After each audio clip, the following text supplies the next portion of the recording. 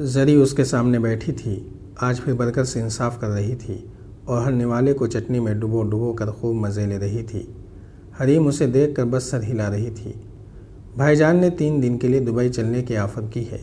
उन्हें कोई काम है और दुबई फेस्टिवल भी चल रहा है। हरीम ने तेज़ी से नोट्स पूरे करते हुए उसे बताया तो जरी का मुंह ज़ोर ज़ोर से चलने लगा। हाय, काश मेरा भी कोई भाई होता, मुझे भी दुबई ले जाता। उसके मुंह में एक बार फिर बड़ा सा बाइट था। तुम्हें ही ऑफ़र की है, मैं तो जा ही रही हूँ। कहा है एक बार अपनी दोस्त से पूछ लो, अगर वो चलना चाहे तो टिकट्स खरीद लेंगे। जरी का मुंह चलते चलते रुक गया। सच बोल रही हो? मुझे इनवाइट किया है? उसकी आंखें खुशी से फैल गईं। हाँ, तुमको किया है। मुझसे पूछा था तो मैंने कहा कि मैं अकेले बोर हो जाऊंगी, आप तो कामों में बिज़ी होंगे, बस फिर उन्होंने तुमसे पूछने का बोला है। जरी उछल कर खड़ी हो गई थी।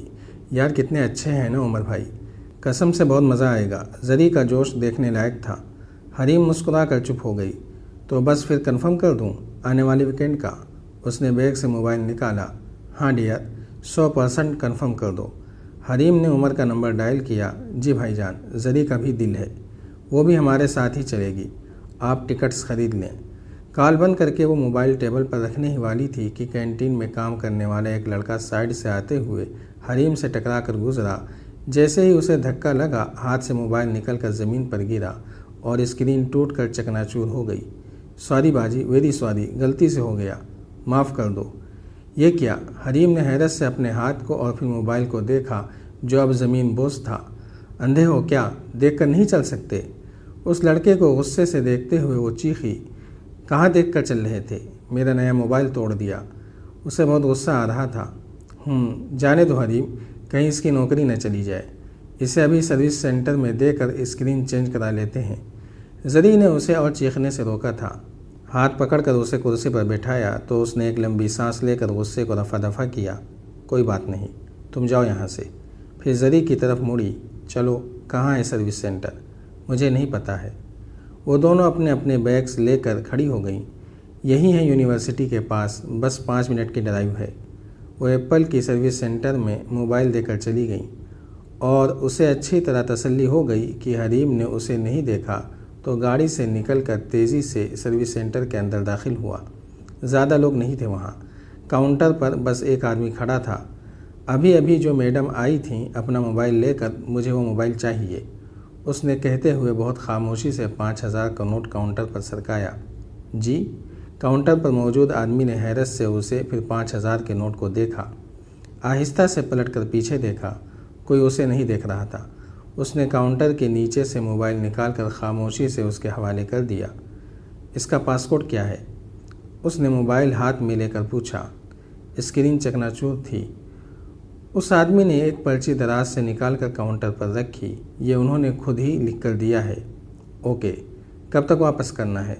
उसने कोड इंटर करके मोबाइल खोलने की कोशिश की। जी, 4 दिन के बाद। ठीक है, मैं यहाँ परसों तक वापस कर जाऊँगा, आपको कोई मसला नहीं होगा। मोबाइल जेब में रख कर वो बाहर निकला। एक बार फिर इर्द गिर्द का जायज़ा लिया। गाड़ी में बैठकर गाड़ी स्टार्ट ही की थी कि उसका अपना मोबाइल बजा।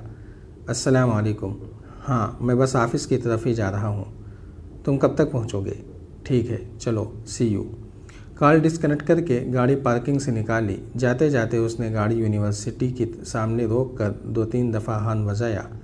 कैंटीन बॉय भागता हुआ आया। उसने एक बार फिर 5000 का नोट वॉलेट से निकाल कर आगे किया। थैंक यू जी, और भी किसी का मोबाइल तोड़ना हो तो बता दीजिएगा। उस लड़के ने दांत निकाले। मुंह बंद करो और भागो यहाँ से, और ख़बरदार जो किसी को कुछ बोला तो। वो उसे घूरते हुए बोला तो लड़के ने ज़ोर ज़ोर से नफ़ी में सर हिलाया और दौड़ता हुआ अंदर चला गया। उसने गाड़ी आगे बढ़ा दी। वो हेड ऑफ़िस की पार्किंग में ही था कि भट्टी उसे ऑफ़िस के अंदर जाता हुआ मिल गया। आगे बढ़कर उससे हाथ मिलाया। दोनों ने अंदर की तरफ कदम बढ़ाए। क्या खबर है फिर? उसने भट्टी से पूछा। खबर तो अच्छी नहीं है, वही डिस्कस करने के लिए कमांडर साहब ने सबको कॉल दी है।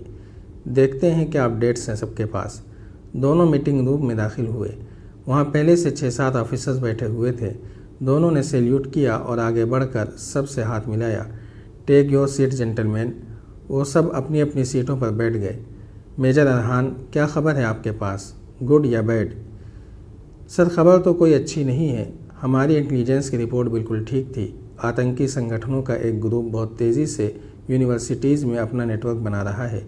इसमें यूनिवर्सिटी के प्रोफेसर्स, स्टूडेंट्स, लड़के और लड़कियां, हर तरह के लोग उनके साथ शामिल हैं। इस काम में मुझे यूनिवर्सिटी की क्लीनिंग स्टाफ पर भी शक है। सर कुछ स्टूडेंट्स जिनके नाम बार बार सामने आ रहे हैं, मैं उन्हें 4-5 महीनों से फॉलो कर रहा हूँ। 2-3 के बारे में तो मैं 100% श्योर हूँ कि उनका ताल्लुक़ उस ग्रुप से है, पर कुछ पर मुझे अभी भी शक है। जी मेजर भट्टी, आपके पास क्या खबर है? वो भट्टी की तरफ घूमे थे। सर मेरे पास भी यही खबर है जो मेजर अरहान के पास है। सर यह ग्रुप कोई बड़ा हंगामा करने वाला है, कोई बहुत बड़ी प्लानिंग हो रही है। सर हमने इन सब के मोबाइल्स में ट्रैकर और इंटेलिजेंस का सीक्रेट सॉफ्टवेयर इंस्टॉल कर दिया है। हम उनकी हर हरकत को नोट कर रहे हैं। उनकी मीटिंग कहाँ होती है, ये किस समय कहाँ सफ़र करते हैं।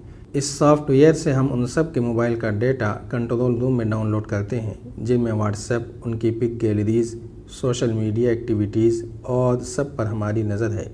सर वो लोग एक लिस्ट तैयार कर रहे हैं। अभी तक ये बात नहीं खुली कि वो किस चीज़ की लिस्ट है, पर कुछ दिनों में ये बात भी सामने आ जाएगी। How will this software work? एक ऑफिसर ने भट्टी से सवाल किया। सर ये सॉफ्टवेयर एप्पल, एंड्रॉयड, सैमसंग और नोकिया हर कंपनी के कैलेंडर को ध्यान में रखकर डिज़ाइन किया गया है और कैलेंडर को रिप्लेस करता है। आइकॉन भी बिल्कुल सेम ही है, हर ब्रांड के कैलेंडर के हिसाब से। ऐसा नहीं कि कोई इसे पहचान नहीं सकता, पर यह आम आदमी के बस की बात नहीं है। कोई टेक्नोलॉजी में बहुत एक्सपर्ट हो तो इसे पकड़ सकता है। यह सभी अच्छी खबर नहीं है। हमें हर हाल में इस ग्रुप को रोकना होगा, कमांडर साहब ने बहुत सब्र और तहम्मुल से कहा। इंशाअल्लाह सर, डोंट वरी, हमारी तैयारी पूरी है। ऐसा कुछ नहीं होगा, होना भी नहीं चाहिए। हम SSG ऑफिसर्स हैं, कोई मामूली बात नहीं। जिस बात की किसी को खबर नहीं वो हमें मालूम होनी चाहिए। हमारी कौम सुकून से इसलिए सोती है क्योंकि हम जाग रहे होते हैं। क्या आप सभी समझते हैं कितना अहम है ये? उन्होंने सबको मुखातब किया। आप सब अपने लिए हथियार इशू करवा लें और आपको ये मालूम होना चाहिए कि इन हथियारों को कब, कहाँ और किस पर इस्तेमाल करना है। उन्होंने अपनी आंखों के बीच में उंगली रख कर पॉइंट किया। वो दोनों यस्सर का सैल्यूट मारते हुए मीटिंग रूम से बाहर आ गए। वेपन रूम से गन्स और बैलेट्स इशू करवा के बुलेट्स लोड किए। जैकेट के नीचे पहनते हुए अरहान ने अपनी जेब से मोबाइल निकाल के भट्टी को दिया। इसमें ट्रैकर और सॉफ्टवेयर इंस्टॉल करना है। वो दोनों IT डिपार्टमेंट तक गए। भट्टी मोबाइल जमा करवा के वापस आया। शाम तक मिल जाएगा, ये रही रसीद, तेरे नाम पे इशू होगा। वो ज़रा देर को रुका, फिर सवाल किया, यह हरीम का मोबाइल है? वो बस इतना ही कह सका था। क्या वो भी शामिल है इस सब में? भट्टी ने उसे गौर से देखा। वो कुछ देर खामोश रहा, फिर सर हिलाते हुए बोला, पता नहीं, अभी मैं यकीन से नहीं कह सकता। उसका नाम बार बार आ रहा है। मैंने अब तक उसको जितना देखा है वो बहुत अलग है। ऐसी लगती नहीं, अपने काम से काम रखती है।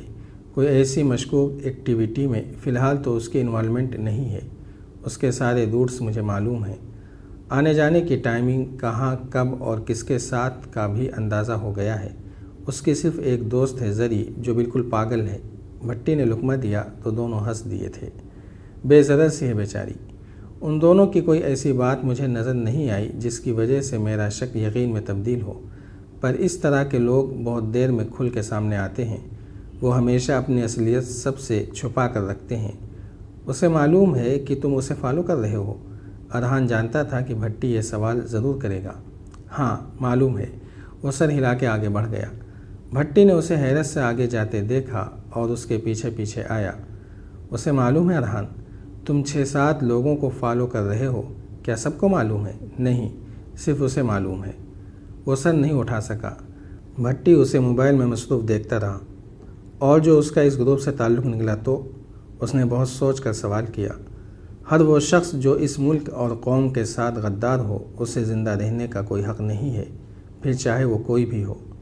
मैं उसे सीधे उसकी आंखों के बीच में शूट करूँगा। उसके लहजे में कोई झोल नहीं था। अल्लाह न करे वो शामिल हो। भट्टी बस इतना ही कह सका। ये लिस्ट का क्या चक्कर है? अरहान ने गाड़ी तक आके सवाल किया। नो आइडिया सो फार, पर जल्दी ही पता चल जाएगा। मैं तुमको अपडेट करता रहूँगा। बात को लंबा ना करते हुए भट्टी ने टॉपिक चेंज किया। उसकी तरफ पलट के बोला, आज बुआ ने क्या पकाया होगा, ज़रा पता तो करो। अरहान ने हंसते हुए जेब से अपना मोबाइल निकाला और घर कॉल की। अस्सलाम वालेकुम बुआ जी, कहाँ हैं आप? भट्टी पूछ रहा है, आज खाने में क्या है? बिरयानी?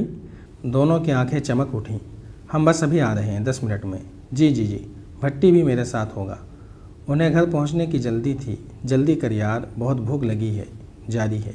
अगर आपको ये स्टोरी पसंद आ रही है तो कमेंट के ज़रिए अपनी राय का इजहार ज़रूर करें।